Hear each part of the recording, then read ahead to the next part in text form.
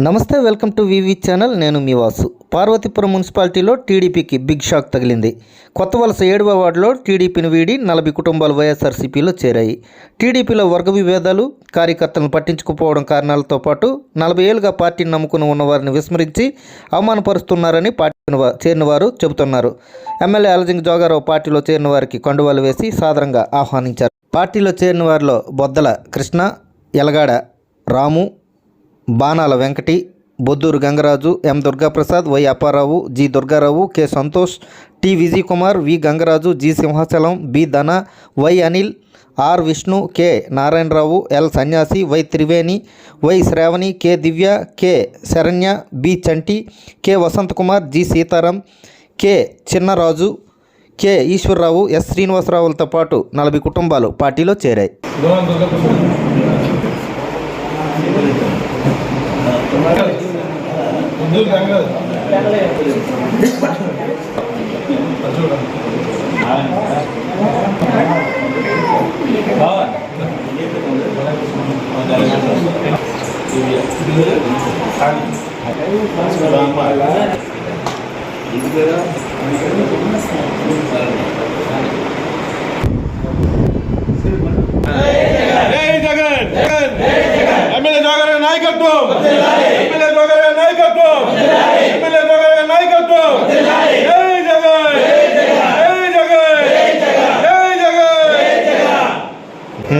ఏడో ward sir, 7వ ward.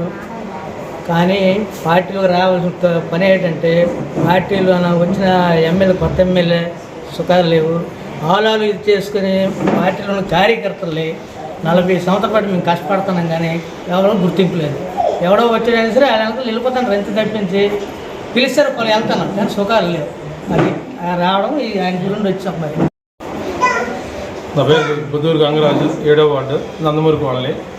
ఇవాళ ఈ పార్వతీపురం నియోజకవర్గంలో శ్రీ గౌరవనీయటువంటి శాసనసభ్యులు అలజింగి జోగారావు గారు చేస్తున్నటువంటి సేవలకు కానీ, ఆయన కార్యకర్తలు కానీ తన సొంత తమ్ముడులాగా బిడ్డలాగా చూసుకుంటున్న విధానానికి మేము ఆకర్షితులమయ్యి, ఇదిగో ఈరోజు నుండి మేము టీడీపీ కార్యకర్తలు అందరం కూడా మా కుటుంబాలతో సహా ఈ వైఎస్ఆర్సీపీ పార్టీ కార్యాలయంకి వచ్చి గౌరవనీయులైన అలజింగి జోగారావు గారి ఆధ్వర్యంలో మేమందరం కూడా ఈ పార్టీ కండువాలు ఆయన సమక్షంలో చేరాము.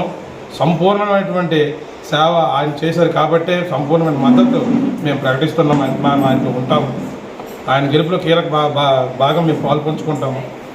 ఆయన చేసినటువంటి ఈ నియోజకవర్గం చేసిన సేవలు గుర్తుంచుకొని మేము కూడా ఆయనతో పాల్పంచుకొని మా కృతజ్ఞతగా మనం సాయం చేద్దామని ఈ పార్టీలో ఈరోజు నుంచి మా యొక్క పరిస్థితుల్ని మొదలు పెడుతున్నాం. మేము ఉన్నటువంటి పార్టీ టీడీపీ పార్టీలో కూడాను మా యొక్క అభ్యర్థులు కానీ ఎవరిని కూడాను మమ్మల్ని ప్రతిపక్షంలో ఉండి కూడా మేము పార్టీ కోసమే పనిచేసాము.